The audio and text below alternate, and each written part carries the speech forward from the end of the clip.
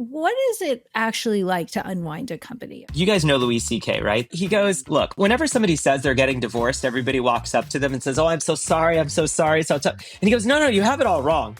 The day they're getting divorced, that's actually the good day. It was the year leading up to it. That was the awful year, okay?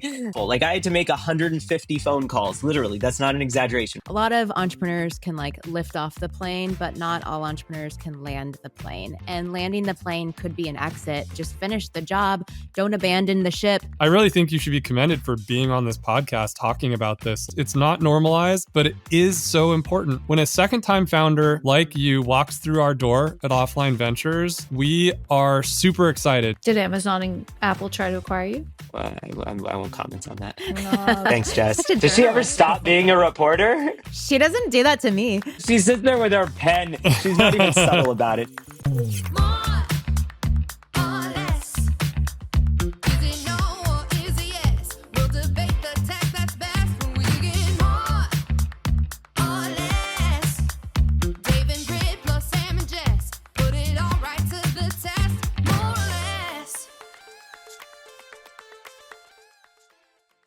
Well, hello, friends, and welcome to another week of More or Less. What you viewers are not seeing is my incredible tardiness because We got it working. I have a complaint. Wasn't your fault. No, my complaint is with the great city of New York, where I am. But first, let's welcome our substitute Sam, but so much more than that.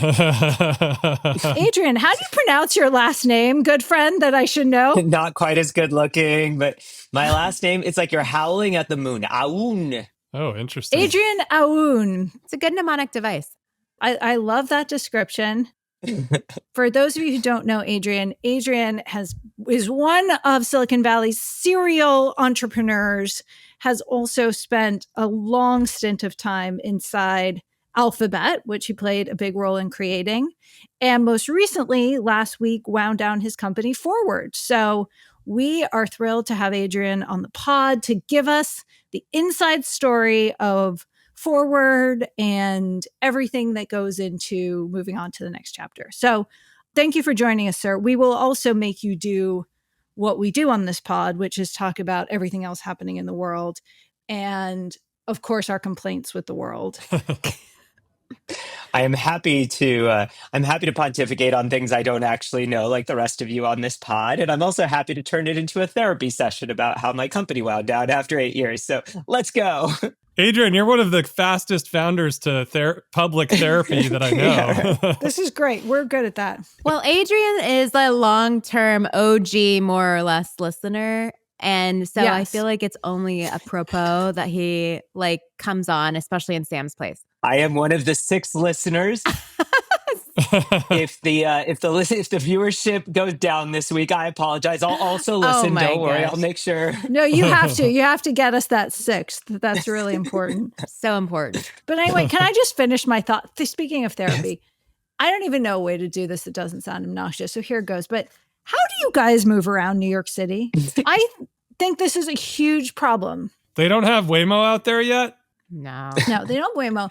Let's rewind. When young Jessica began her career in New York City, she was a ninja of the subway. She could get anywhere, uptown, downtown, whole thing. Now, Jessica, the executive, is a little more encumbered. First of all, she has to wear high heels. Has to? Yeah.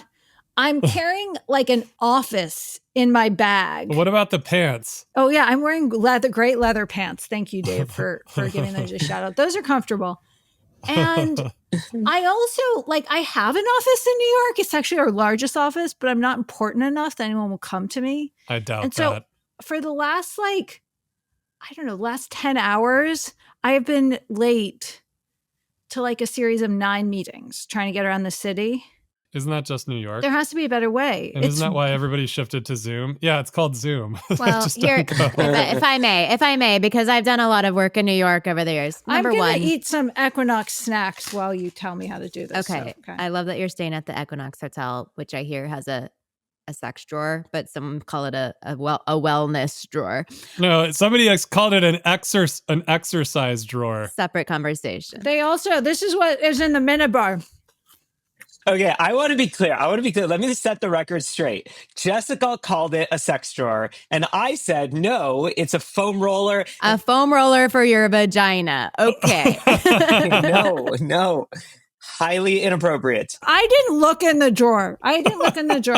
I did find the activated charcoal from the minibar. Well, maybe it is a wellness drawer. The thing that you should do is go to the 4th floor where there's like the biggest Equinox in all of New York, and you will feel so terrible about yourself because you'll walk around and you'll be like, every single person here is a thing model. Like every person is 10 out of 10 and lifts like 300-pound weights like they're paper, while I'm sitting there struggling to breathe on the fucking treadmill. So enjoy the Equinox. You guys can find me in front of the fire at the Greenwich Hotel. Oh, that's the last place I stayed. Much better. Okay, Brit. Here are my recommendations for Jess. Yeah.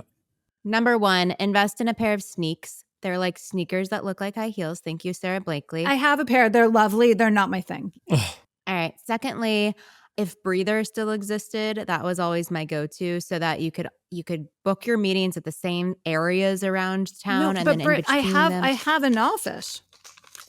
No, but the office is not. You need to be near where your other meetings are. Get a Black Lane. Do you know what Black Lane is? It's this like car. Uber, but for the day. It's a car, and they just take you everywhere, and they wait. Thank you. This is what I wanted to know. That was my third tip. Just like you have a driver that goes you everywhere. Get a Black Lane. So I priced this out because I've probably spent on Ubers, I don't know, $500, $300. Oh, it'll be cheaper than that. It'll be cheaper. I think I have spent between $300 and $500 on Uber, been perpetually late.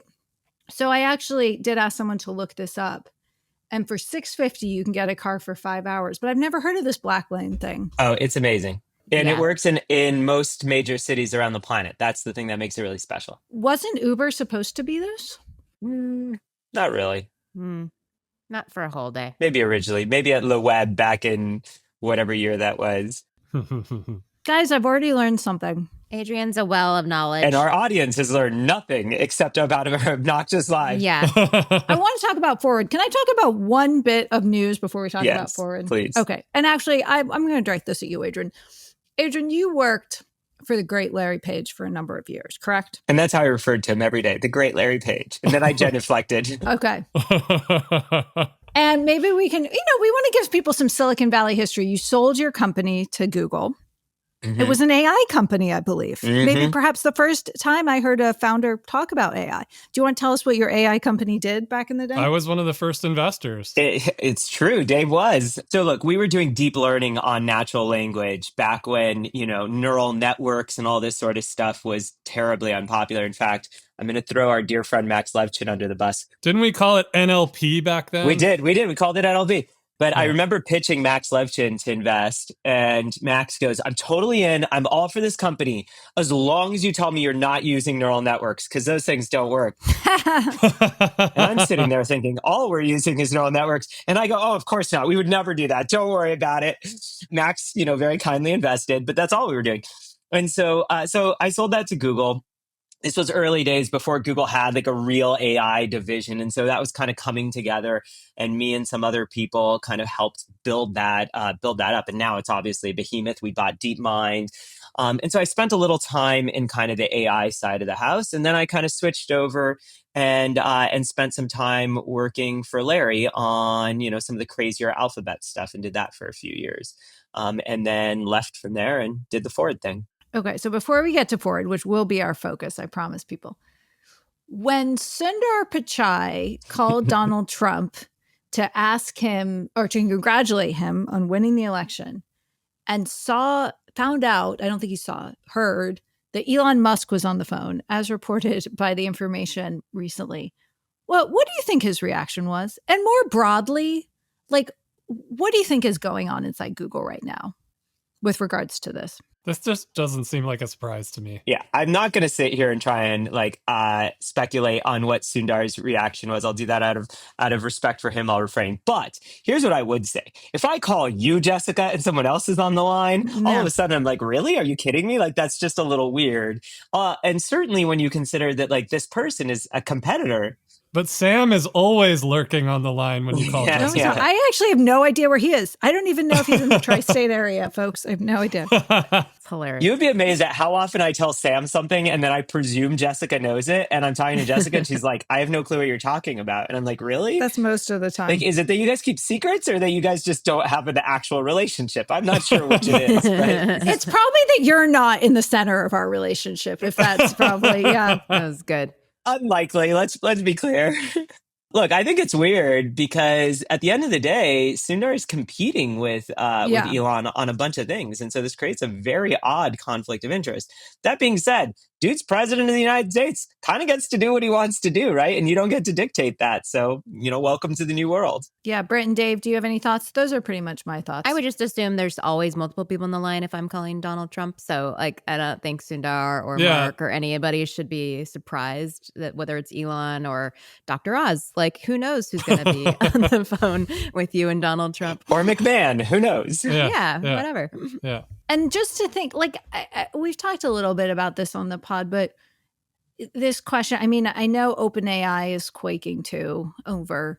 I mean, someone was telling me today, I mean, the good part about running around New York is you actually learn things, but they were saying the Trump-Elon friendship is really genuine, like it's a real friendship. Seems that way. And I was like, great, tell me more, like how or why? And this person said, well, just Trump doesn't have many friends. Why do you think he doesn't have friends? I thought that was interesting. Okay, here's the more or less. Ready? I didn't take this as a knock, to be clear, and this is very important. I didn't take it as a knock, as like, I think, when you generally rise up, like business leaders struggle to make friends, right? Like I took it as not like there was a personality flaw that people may have their own opinions, but just sort of, the ongoing isolation of the view from the top. But anyway, Brit, you were going to pull. Well, they're both pretty quirky and narcissistic, but I think, okay, ready? Here's the more or less. Do you think Donald Trump and Elon Musk will be more friends in 4 years or less friends in 4 years? Oh. Do you think there's going to be an unraveling and they hate each other, or are they going to be super bros in 4 years? I'm going to go with less. Why? I'm going to go with less because I think at some point, Trump's going to have a lot of trade-offs to make, right? Mm. And some of those trade-offs will affect Elon directly. And you'd have to presume that the market cap of, Elon's companies is so great that it will outweigh other Trump interests. And I just highly doubt that will always be the case. And so I'm going to go with less because I think at some point he's going to have to roughly, screw Elon, and that will create some real tension. All right, Jess? I agree. I will say I feel less confident in that prediction than I did a week ago or 3 days. I agree, and that's sort of logical, but Elon's also strategic. Who knows? Who knows?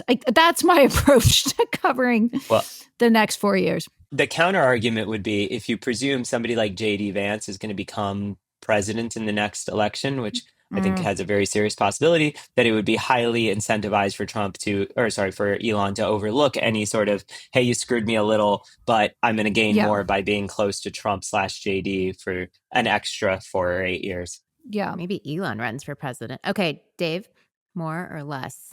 I don't think he can, right? I think there are rules. Because he's foreign I don't born. know them precisely. Yeah, I think he can't. Well, they can change those rules. They'd have to 4 change years. the Constitution. You'd have to change the Constitution, which isn't going to happen. I think he's done harder things in his career, so I'm not sure I would put it past him. Totally.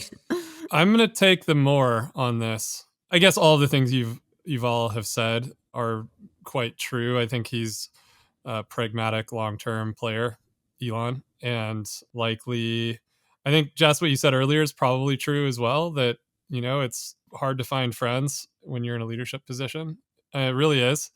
There's literally YPO, and there's all kinds of things out there that are designed to help leaders find friends. So if that's kind of one of the emergent narratives here, I also think that there are bigger strategic things going on right now that these folks share in common, right? You've got pretty serious foreign policy things going on related to Ukraine in particular.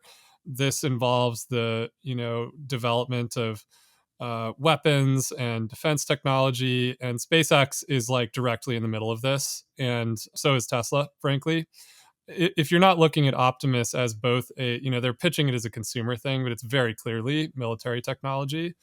And so I think that there's a lot going on that side of the balance sheet that isn't being talked about publicly and is likely something, I guess, throw in there Space Force, Starlink. I mean, the list goes on and on of the foreign policy balance that's in sort of hanging in the balance right now. And so I think that that's probably where the friendship is born. And, Elon's a really strategic thinker. Do I want him thinking about strategy of America? Absolutely. And so, I kind of hope that they keep it together. So I'm long. You're long. Okay, well, time will tell. Speaking of being lonely at the top, so Adrian, we invited you here to talk about. Nice segue, Appreciate it. Thanks, Jess.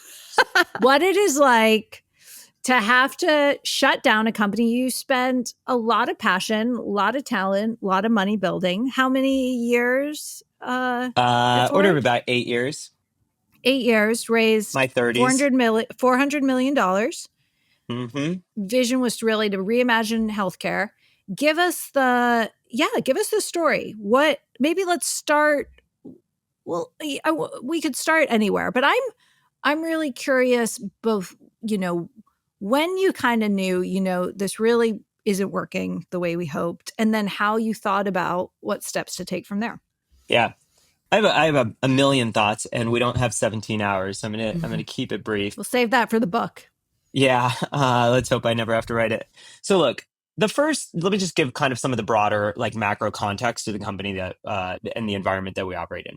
So we're a startup like many that did the whole 2021 kind of, super large round. We raised 225 million, super high prices. And you got to remember the world has corrected from there. So already we're coming in with like, a weight on our shoulders and like, hair on the deal sort of thing, which is, it's hard for any company in that situation. You've got all these 2021 companies. Like, take us to 2021 for a second. Yeah. So when you saw those big valuations, you're a smart man, you know that would ratchet up expectations. But what was it about this moment that made you want to swing for the fence? Well, I wanted to swing from the fence from the beginning. So just taking a step back, like I've done enough things in my career where it's not like I'm like sitting around going, oh, getting a single or a double is that interesting. At some point, this is your life more than this is your career. And I just want to see if I can, improve humanity for the better. That's really important for me. And I know that healthcare is easily one of the largest problems on this planet. It literally affects every single one of us, unless you know somebody who's not going to die. Maybe Brian Johnson, it doesn't, and everybody else. We need a healthcare solution. And so I said, okay, let's go for it. Now, we always took a stance that like the approaches that everybody has in the world of healthcare are incredibly incremental right now. You can't look, maybe I'm biased, maybe I'm wrong, but if you go look at every single healthcare company out there, you don't go, wait a minute, if they're successful, everything changes. And what I wanted was the company where it's like that generational company where you say, you know what, we've kind of just put a pin in that kind of healthcare problem, and we no longer really have to think about it anymore. I think a lot about like, what did Google do for humanity? Well, it was hard to get information. I had libraries growing up, but you know what? The kid in Rwanda didn't have a library, right? Nowadays, we don't really worry about like access to information because Google's just everywhere, right? And that problem, which was actually an enormous problem for centuries and centuries, now is just kind of behind us, right? And I wanted the same thing for healthcare. So when 2021 came around and, you could like sneeze and get a, few $100 million, I said, okay, well, there's something really awesome here and there's something incredibly scary here. And the main challenge of that is you're like, okay, SoftBank or whomever is going to give you your big round, but who's going to come behind it and who's going to come behind it? Now, we were smart enough to say, let's be really conservative and not spend that money at like quite the rate that others would, et cetera. It just turns out that the world's corrected way more than me or frankly, the vast majority of people even thought, because it wasn't just like the tech valuations corrected and the tech rounds corrected. It was the entire economy came back down, right? I mean, any company, you can see it in the public markets quite well, right? Any company that was worth 10 billion back then is worth 1 billion or 2 billion right now, right? Well, some, but yes. Yes, sure. Yes, Some are totally worth correct. a few trillion. Yeah. Okay. Yes. Yeah. Actually, and that's completely correct. It's like if I look at it as a head, mid, tail distribution, the very, very, very small head went up and accrued value, and then the rest of those lost that value. So all that kind of value moved from those companies, right? And so that makes it the growth stage funding markets are very, very tough in general for a company like ours. And now add to that the layer of like what's happening in primary care and care delivery. So look, when I started the company, I was at Google. I'm like, hey, I'm starting a company building doctors' offices. And frankly, like, the majority of people looked at me and were like, are you kidding me? We don't do that. We do tech things. And I said, no, I want to make the contrarian bet here. Like, I actually think healthcare is going to become a tech problem. Now, fast forward to, 21, 22, 23. And what happened was a bunch of the big players got into primary care, right? Amazon bought One Medical. I think it was about $4 billion. Walgreens bought VillageMD, I think $5.7 billion. CVS bought Oak Street for about 11 billion. Walmart built clinics. I mean, literally everybody. Cigna bought Evernorth. I mean, everybody got into this. So presume something on the order of about 20 to 25 billion worth of acquisitions and investment. So right on the bat, you're like, okay, that's awesome. Apple made it a key strategy, and still, I mean, Apple's health pillar remains a major part of one of the Magnificent Seven, right? That's correct. And Apple wanted to get into clinics, right? Apple was at some point was like, we're going to start building our own clinics. So that space got very, very, very hot. And frankly, for us, that was kind of a good thing. Couple follow-up questions. Feel free to jump in, people. This is what we do. We don't just give them the floor. Sorry, we interrupted. But forward again, you guys were building doctors' offices that were very, very tech-enabled. I went, I got, so you were using technology, but you were not virtual care. That's right. You're making the bet on the in-person. Yeah. So we were ahead of people in that we realized that all these virtual care companies that took off during, call it, 21 during COVID, all those teledocs of the world, I said they aren't going to be able to succeed in the long run because fundamentally healthcare is physical, right? Like you can't deliver a baby over a Zoom call, right? And so, but you guys started way before 21, right? That's right. Just to remind everyone. Yeah, I was one of your first customers, by the way, and we all till this day. What year did you actually start? What was the starting year? Whatever, it's 2017 or 16 or somewhere around there. I'm terrible with dates. So you were way ahead of the pandemic. Yeah. And to Adrian's point, you were so ahead with the thinking too, because it was like, I remember walking in, this thing like scanned me. The doctor's office had like a TV in the room where it was showing like my body and all my charts and like it was just like so forward, so innovative. But to your point, like fast forward now, I mean, doctors are using AI to scribe their notes. There's a whole branch of healthcare companies that are like robotics healthcare companies. There are like blood testing healthcare companies. There are like all kinds of personalized like Prenuvos and whatevers of the world. And so it definitely became much larger and very fragmented, I would say. Yeah, that's right. And if you want to give one complaint to Ford, it's that we were likely ahead of our time a little, right? We didn't time. Frankly, that might be my pattern, right? I did AI, and if I had waited to sell that AI company 18 months, I'd probably be a billionaire. But fundamentally, we'd built the clinics. And then, everybody else started coming into clinics, but we had already built them. And frankly, what we learned is you can make clinics like a reasonable business. They're not really a venture backable business, is what we found. These are not like, you're not going to go find a tech company building clinics everywhere and scaling that to the whole planet.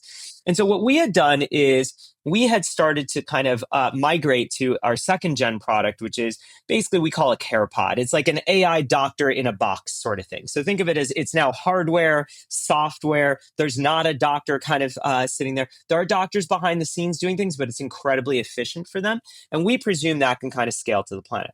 Now, while we were rolling that out, remember I told you there was $25 billion worth of acquisitions. Well, over the last kind of call it 12 months or so, pretty much every single one of those has failed, right? And so Walgreens just completely wrote down VillageMD. CVS, well, they just fired their CEO. You can go look at their stock. Walmart shut their clinics.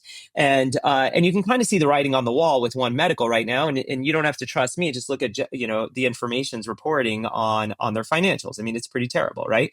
And so they're losing money hand over fist. Though everybody's kind of getting out of it because the economics aren't good. Now, what does that do for us? Well, that puts us in a really tough spot because already the growth stage funding markets are pretty rough. But now you're going up to growth stage investors. You're like, hey, I'm in primary care. And they're like, no, primary care doesn't work. We just saw $25 billion worth of failures. And to make it even worse, we're sitting there and like, yeah, but we've got a novel, unproven, nascent product. Trust us. And, that's a really tough sell in a very conservative market. So the reality is we were able to, as of the last year or so, we saw that market shift and we said, oh God, this is really rough. So we tried to do the whole conserve capital. We did some kind of distressed fundraising sort of things to try and buy us time to the other side of the market. But eventually what we found, as early as last week, we had a round on the table. And the reality is that we kind of said, look, is this round going to get us to the other side of this sort of market? And the reality is, no, it's not. And so we had to, make the terrible yet responsible decision to say we should unwind. Now, I think that the lesson that I want for anybody listening, that I want you to take is not that what we were doing with CarePods is a bad idea. Actually, I'm not saying we've solved it all. I think there's some changes we need to make there, especially in business model. But I do think something in that space is going to work.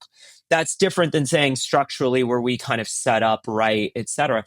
And, if you guys know Neil Blumenthal, he's out there in New York with you, Warby. Of course. I had a call with Neil, I think yesterday, and he said something he asked a question in a really intelligent way. Great guy, great entrepreneur. Great guy, and very kind backer of Ford. He said, Adrian, how many more years before this works? Are we 2 years? Are we 10 years? Someone's going to figure this out. And how many more years? And I think you're starting to see the elements of it come together. Brit mentioned Prenuvo. Okay, Prenuvo is good at getting the consumers in for this sort of, or the Nico Healths, right, out in Europe, get you in for these sorts of scans. I love these companies. I'm actually involved in some of them, but I don't think they've quite nailed the how do I keep users engaged over time? I think that's actually something Ford did pretty well. How do I keep users engaged over time? I think we were a little less good at the I'm going to give you this one-time body scan that gets you in the door sort of thing. I think there's some element in which if you start kind of merging these concepts in some formula, I'm not saying we know exactly what that's going to look like, but I think over the coming 3, 5, 7 years, that might be a real thing. Go for it, Brit. I have a question.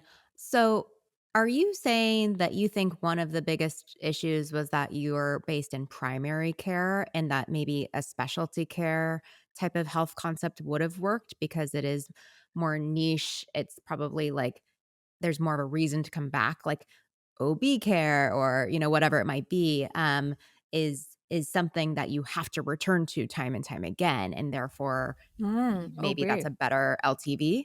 Probably those might be fine businesses, probably not enormous, and probably not venture backable. But I will tell you that if your goal is to kind of, let's say, reinvent the healthcare system from the ground up, it would be very hard to start there. So just ask yourself this kind of simple question, right? If I told you for your birthday, Brit, I can give you one of two gifts. I could give you Google or I could give you Yelp. Which would you rather have? And you're like, well, God, I'd rather have Google than Yelp.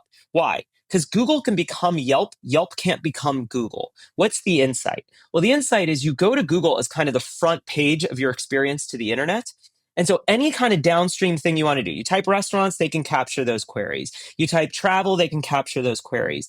And so the idea is that the front door of a system is really important. And primary care is the front door.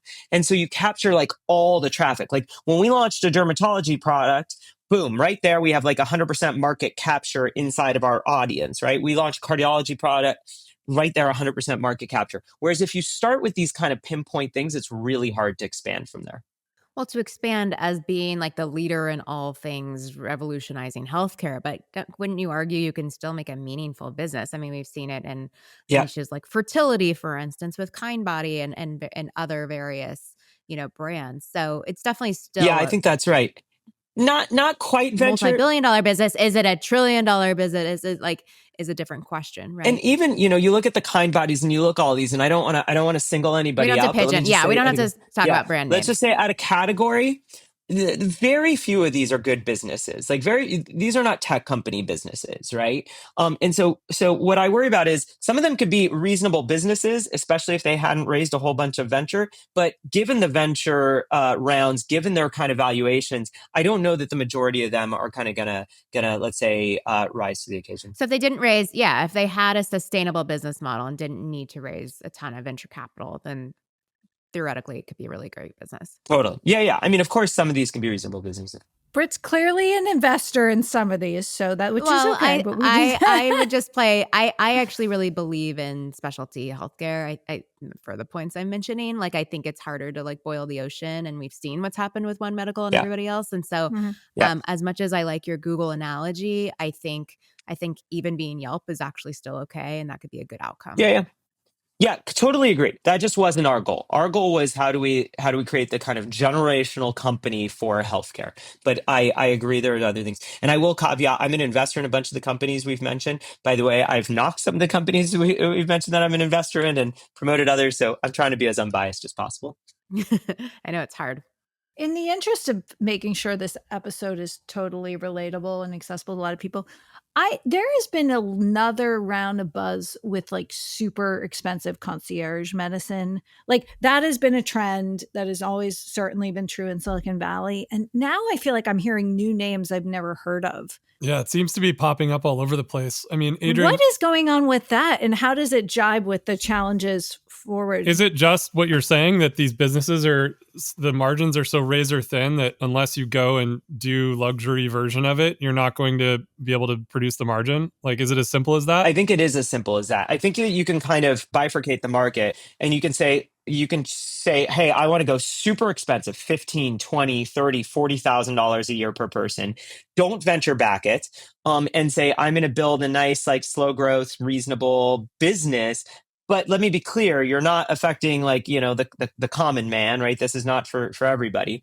Or you can say, hey, I want to push towards massive scale, which is kind of the forward attempt of I'm going to be very low price. I'm going to try and be affordable enough that everybody in society can get it. And our whole goal was that because we're using technology as opposed to kind of an enormous amount of labor, that we're able to kind of just reduce that price more and more over time till it becomes the commodity that everyone has. I think both of those strategies are reasonable strategies. It just depends on what's your goal. Like, why'd you start the company, right? Yeah. So take a few follow-up questions. When the wave of acquisitions was happening, why weren't you guys acquired? Were you not ready to go that route? No, I mean, candidly, and hindsight's always 2020, but kind of as I mentioned from the beginning, our goal was to change the world. I think our goal still is to change the world, right? Like we're I know everybody says this, but I promise if you walk through the halls of Ford, you'll find the most mission-oriented people you've ever seen in your life. Like we didn't get into Ford because we're like, oh, we're looking for a quick buck. We got into Ford saying, how do you create like literally the most important company in healthcare that affects the largest amount of lives? And so, I mean, during the SPAC era, we really didn't entertain those conversations. During the acquisition era, we didn't entertain those. Like that wasn't really what we were trying to do. Got it. Did Amazon and Apple try to acquire you? I won't comment on that. No. Thanks, Jess. Such a journalist, Jess. I'm just so curious. Did she ever stop being a reporter? She doesn't do that to me. We try to keep her out of this mode on this pod, but well, I'm just very, but she sits there with her pen. She's not even subtle about it. She's got her pen and her pad in front of her. Chewing on her pen cap. I love it. She's in full New York mode. I'm so tired, guys. I've been up since like 4 a.m. What I think, and the reason I'm asking these questions is like, this is a great opportunity for founders to really hear about like the moments in the journey. I really believe that, right? Because, and also so much, and this is from my vantage point as a reporter, something doesn't work. And actually, very few people, and like reporters are very quick to sort of snap to why or what it, and these things are way more complicated along the way. And I also think, there are so many stories of great tech companies that like didn't take the offer and this happened, but you never really know, right? So again, Dave can't relate. Dave can't relate at all. Yeah. Don't even get me started. Yeah, these moments are just really, really interesting. I know. I'm like, this is bringing up so much trauma for all of us. I wanted to take that direction, Jess, and ask him a question that I've always wondered, which is, Adrian, you talked about it a little bit already, but in the beginning, you were very focused on these beautiful doctors' offices. I thought you had a really genius product thing that you and I had talked about a lot at the time around these screens that you put on the wall. I remember being in there with you at one point and you describing to me the reason that it needed to be a screen and it needed to be on the wall so that the patient and the doctor both would interface through this wall computer, and then therefore the data and the software would become part of would be in the conversation, right? Obviously now this has become a big thing in AI. Like this is a pretty obvious thing. I think you were showing me that in 17 or 18 or something like that. At some point you transitioned from, doing the doctor's office vision to this more CarePod centric vision. And so I'm curious about that transition, like what drove you to really change your product strategy. And then I guess the side question is, and I'm sure you did consider this, but I want to hear about it, which is why not go full software and, take that software that you developed could have gone into any doctor's office, no matter what it looked like, I think. And I could be grossly overgeneralizing, but I remember being struck by that notion that, to use kind of a simple analogy that like OpenTable became the computer for every restaurant in the world, right? And then after that, they were able to layer on all these services and, and we've seen this happen with various other things. And so why didn't you go the full software route and sort of stay in the hardware plus software route? So let's start with the first part. Like, why go to CarePods? Like, what's the insight? And the whole goal of Forward was fundamentally, how do you scale healthcare to 1 billion people? Like, what would have to be true for you to get to a point where like healthcare is just a commodity all around us? And you can almost think of it like ATMs are all around us. We don't even think about them anymore. Why? Because they're just super damn cheap. They can be produced in mass and they can be distributed everywhere, right? Cell towers, same thing. Like there's a bunch of infrastructure that now exists in society. One of the challenges of healthcare, one of the reasons that it's incredibly expensive, not the only reason, but one of the reasons, was because it's a labor-based industry, right? Every time you want to engage it, you're engaging this person who went to school for 10 years, super well-meaning, awesome human, but at some point, they're just high salaries. And so what we said is, well, a doctor fundamentally doesn't need to be dealing with like your colds, your rash, your flu, your normal checkup. Like you should save the doctors for the most important complex things. And if you kind of detach them from the doctor's office, where you start with the CarePod, you do your 90% of care there, and anything that's super complex, you kind of escalate to the doctor, that's a far more scalable model. And I definitely, I'll be honest, I drink as much of my own Kool-Aid on that today as I did, a year ago and 5 years ago. I'm convinced that that's actually an incredibly, incredibly good idea. Now, you asked a second question, which I'm going to call the Mark Benioff question. So Benioff's one of our big investors, and I've known for many, many years. And Benioff was like, just take this damn software. He's a software guy, right? He's a SaaS guy. Take this damn software and sell it. We're going to call it the Dave Morin question. The Dave Benioff question. And he said, just go sell it. Now, there's two problems there. The first problem, which you may choose to care about or not, is, well, you're probably not going to actually change the world if you do that. You're going to kind of put lipstick on a pig. And like the existing healthcare system has just fundamentally the wrong incentives. And just by putting a screen on a wall, you're not going to go ahead and like massively be able to kind of change the system. That being said, it might be a reasonable business. My challenge with the business is that, if you're a healthcare system or you're a doctor's office, why would you pay for this thing? Because the benefit accrues to the consumer, but you can't bill more for it. And so you actually don't really have an incentive to deploy it, right? So I'll give you an example. Very early on, the CEO of Kaiser, very, very early on in Forward, the CEO of Kaiser came in, did a tour, and he goes, this is the most amazing doctor's office I've ever seen, and then spent 20 minutes giving me a lecture on why we need to sell to Kaiser or we'll never succeed without him. And then he really loved the body scanner that Brit was mentioning earlier. And I said, well, look, you have 250,000 medical professionals, you're at pretty large scale. Why don't you have a body scanner? And he said something really interesting. He goes, well, look, like healthcare is based on billing codes. If I don't have a nurse do something, actually we bill less. And in a system like Kaiser, where they're fully vertically integrated, they still couldn't get around that. To me, that was shocking. And so what you realize is technology adoption in healthcare only really goes in service of billing. So why is scribing becoming not really just popular? Billing? Something you said is really important that I think most people don't understand, that aren't in the nuts and bolts in this. Those of us that are investing in healthcare companies, we think and worry about codes, billing codes all of the time, but it's not just billing, it's actually specific billing codes, right?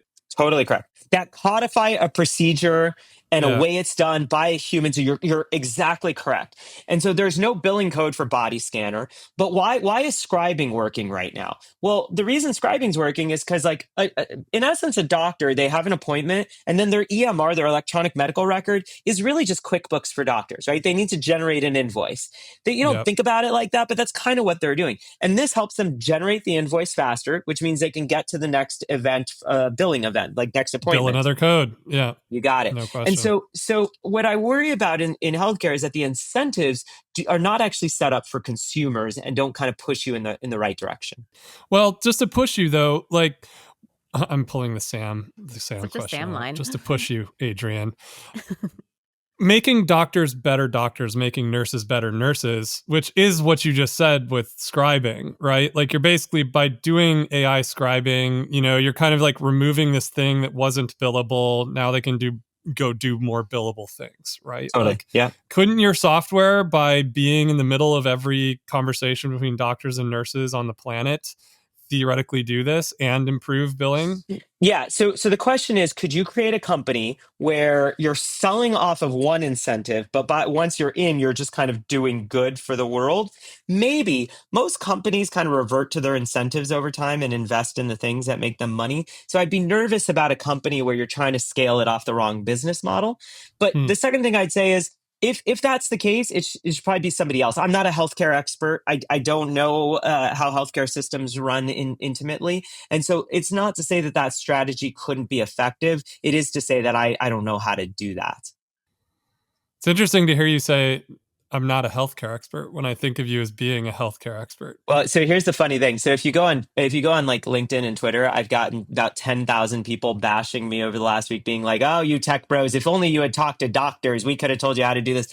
I mean, it's like nobody realized we have 100 doctors at Forward. We have doctors on the product team, on the clinical excellence team, on the operations team, on the management team, on the founding team. From day one, I remember being in the first day, first office, all there was doctors at Forward. Yeah. And that's how it's always been. We know clinical care. We have learned a lot about how to deliver care. But not healthcare system. You got it. The industry of healthcare, we have never chosen to become experts on it, and kind of intentionally, right? We Should you have?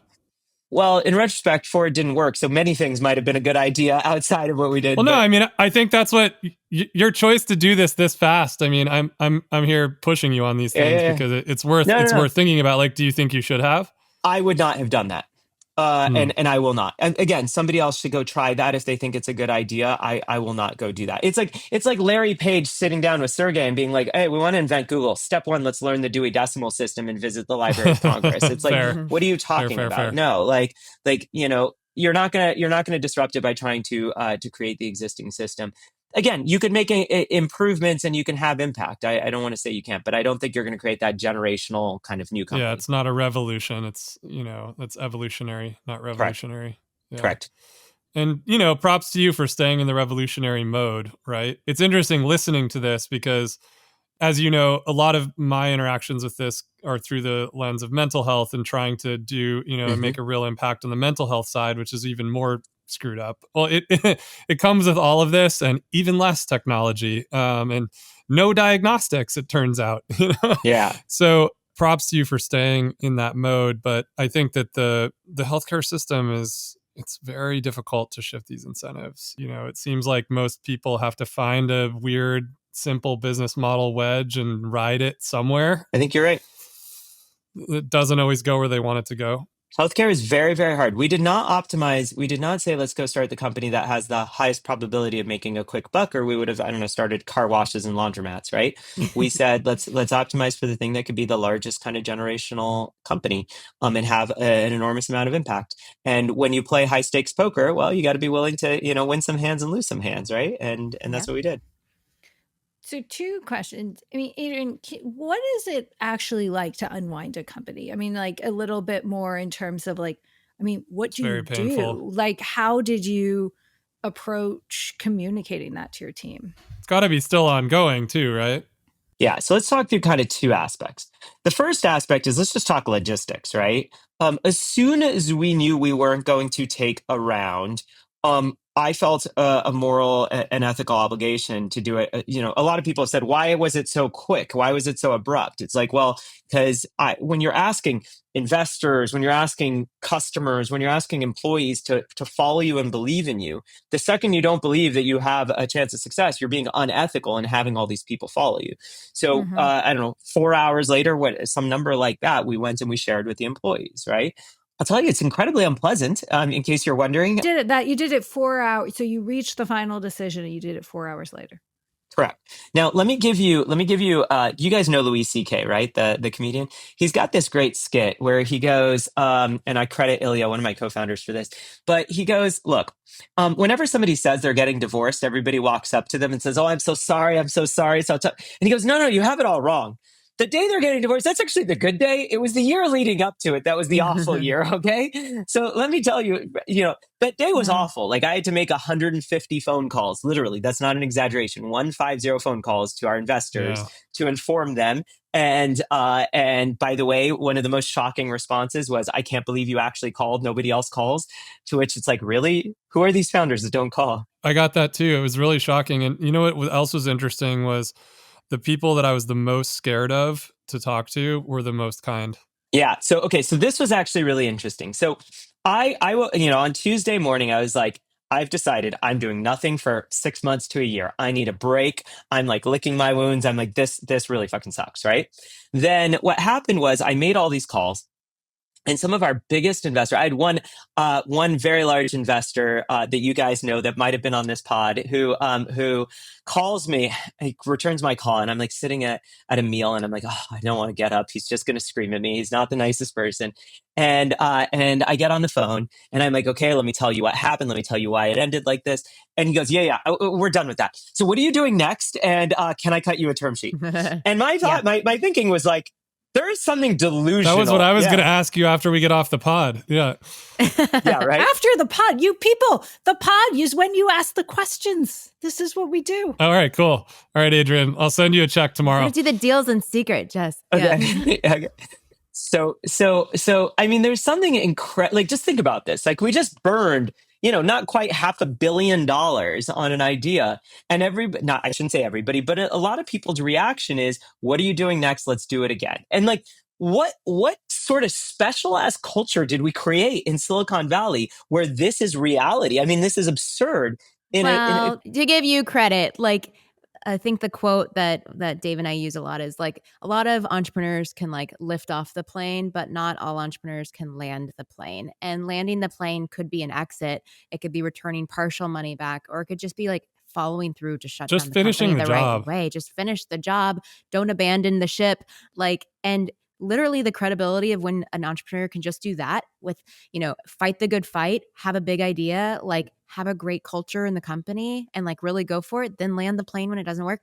That is all the credibility you need to get the investors that want to invest in you the next time. Well, you're super kind. I mean, I think we're very, very lucky and thankful to be in the middle of Silicon Valley where that's true. I think this is important to push on though, because I don't think that most founders realize that this is the case. I think that we talk about this, there's lots of narrative that failure is normal and that 90% of things fail in Silicon Valley, but all of us on this pod know that the actual lived experience of the founders is frequently very different from this. People get depressed for years. They think that their investors hate them. They get uninvited from everything, and they take this very personally, and they think they shouldn't try again.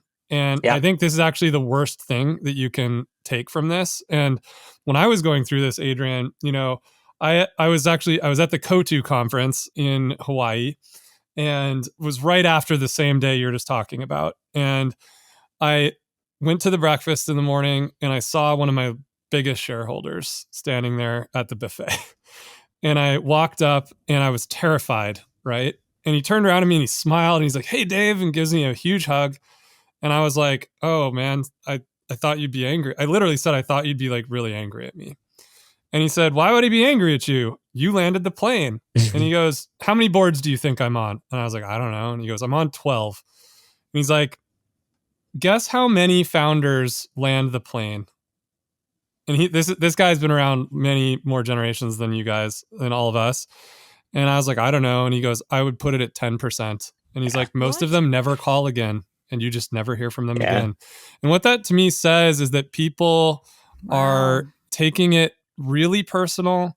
They think they failed. They feel an immense amount of shame. I mean, I really think you should be commended for being on this podcast talking about this like this right now. Totally. I mean, it's incredible. You're super kind. I think it's a really powerful thing that people just, it's not normalized, but it is so important. Like when a second time founder like you walks through our door at Offline Ventures, we are super excited to talk to people because it means that you're not a freshman anymore. You know, like you've actually learned a lot of the important lessons. And as we all know, if you're a freshman, you know, at school or on a sports team or doing anything, a lot of the things that you learn by the time you're a senior, you know, you really wish you would have known them, right? And as an investor, like I think second, third time founders are often under talked about in terms of the people that, you know, should be getting big checks and taking big swings and not feeling all of this shame. But I know from experience talking to people that it happens all the time. So props to you, man. Well, you're super, super, super kind.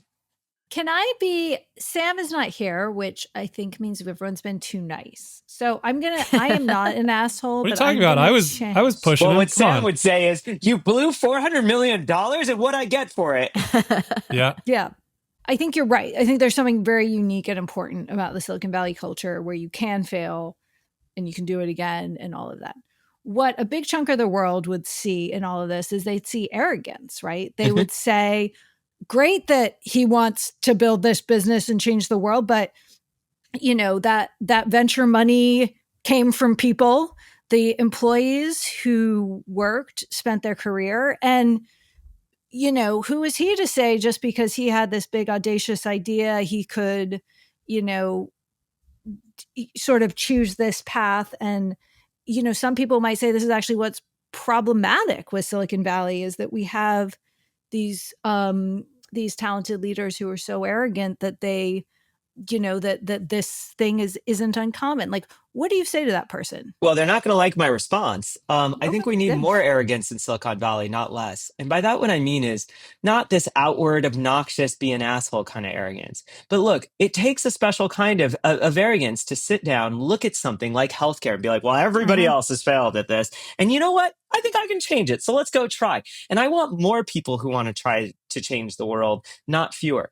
Now, the whole idea is like, look, if 100 people go try, a couple of them are going to work and we're all going to live in a better world.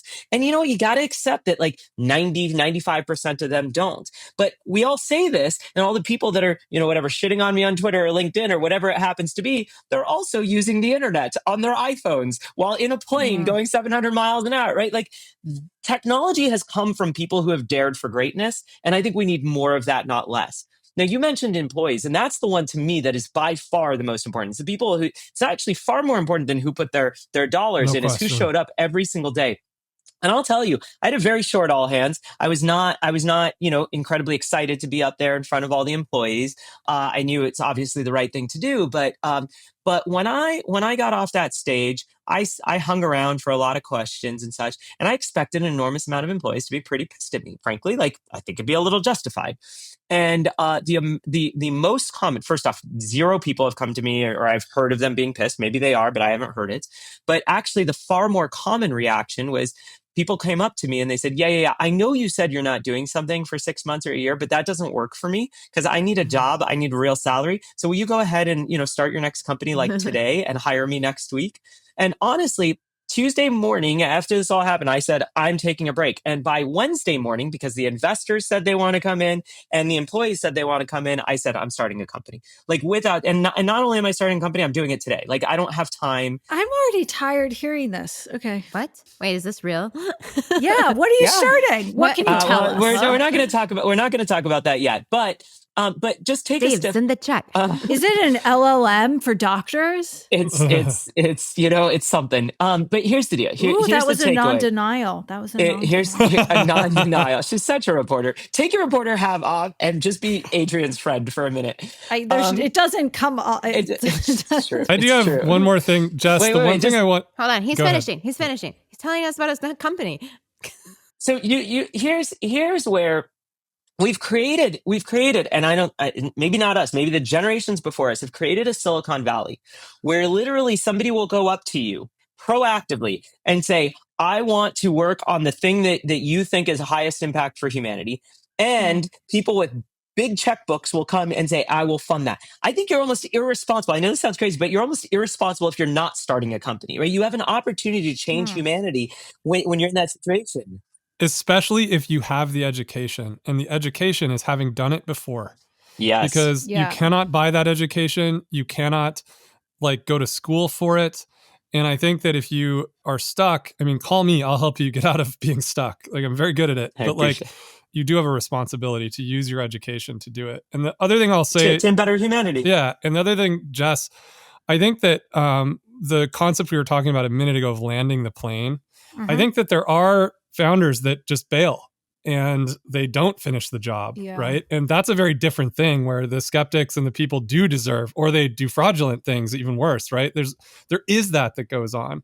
But people that are, went to the very last day, tried everything, they tried every business model, they went to work every day trying to figure out the right product, the right market, and the capital markets just didn't support the idea anymore. That's okay.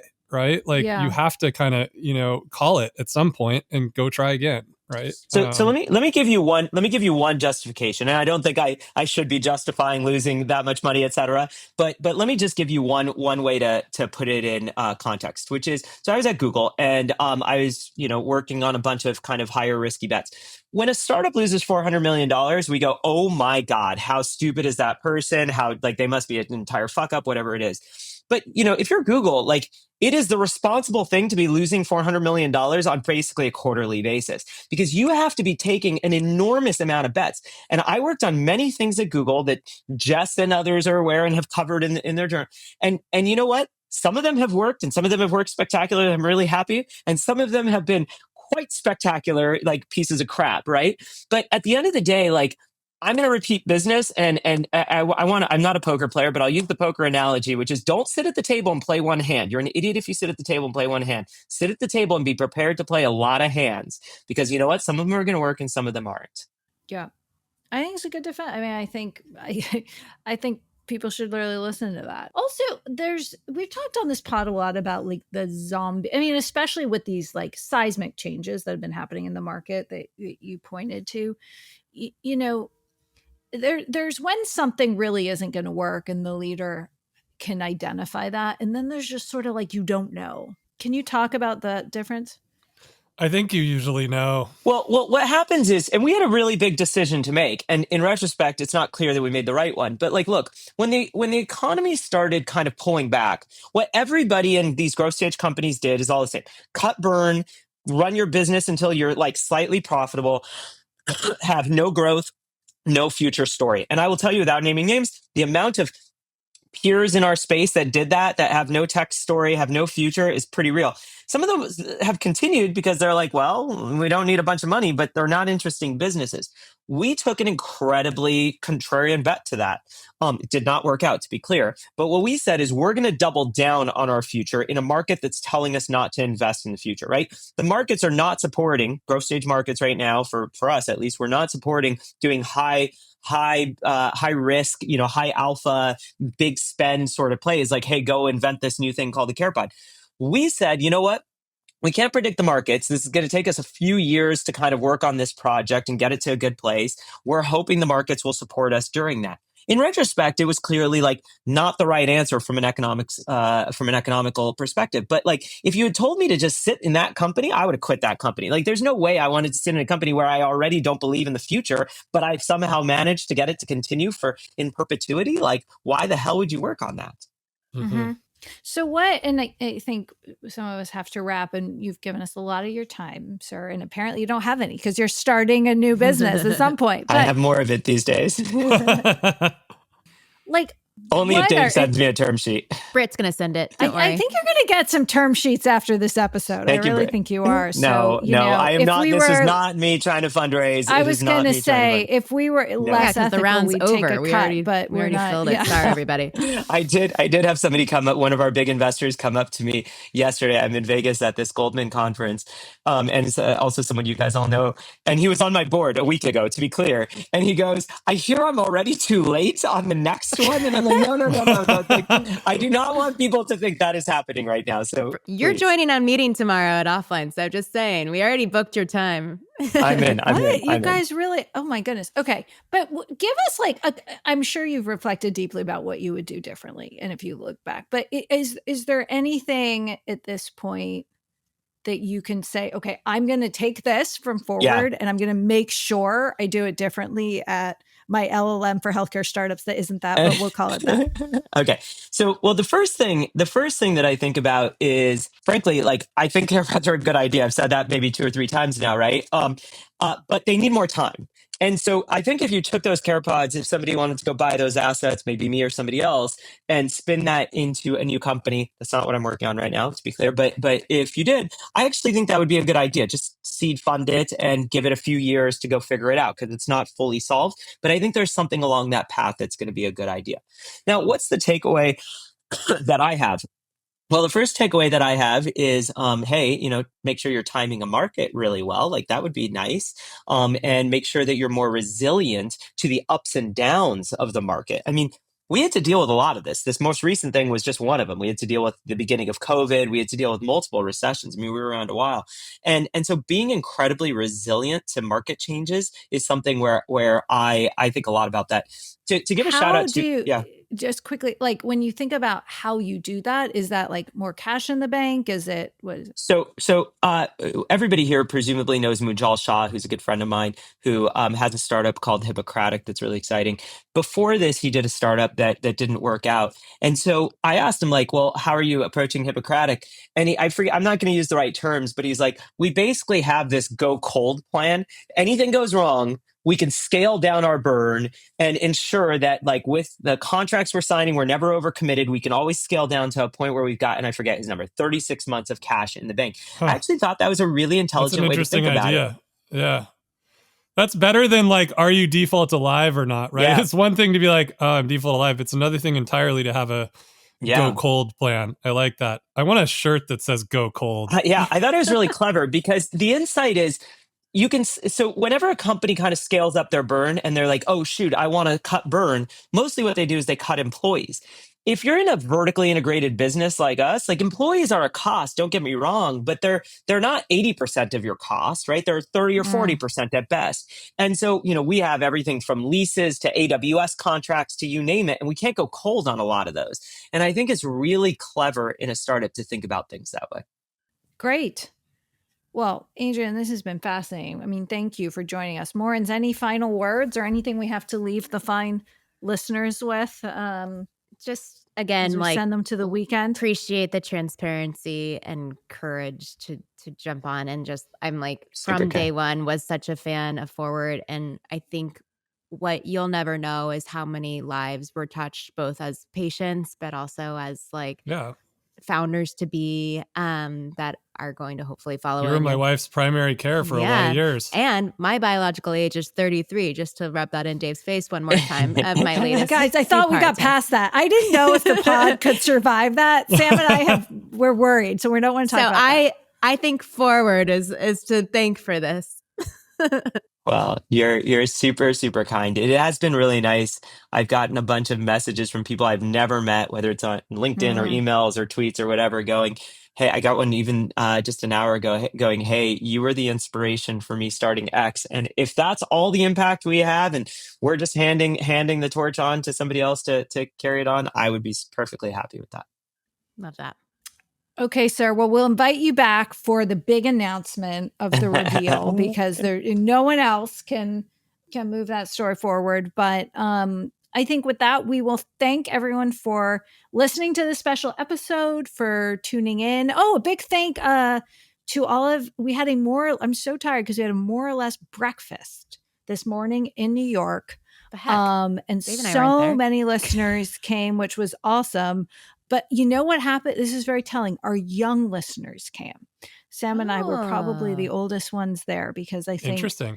Cool. I don't know if getting kids off to really school. Need good merch. We had like a great cohort of 30-year-olds. So to all the 30-year-olds who came, out to breakfast in the East Village. That was really fun. Ooh, let's do a San Francisco breakfast. We'll do it again. And to you, everyone else, we'll see you here next week for another episode of More or Less. Bye. Bye, guys. Thanks, guys. Thanks, guys. If you enjoyed this show, please leave us a virtual high five by rating it and reviewing it on Apple Podcasts, Spotify, YouTube, or wherever you get your podcasts.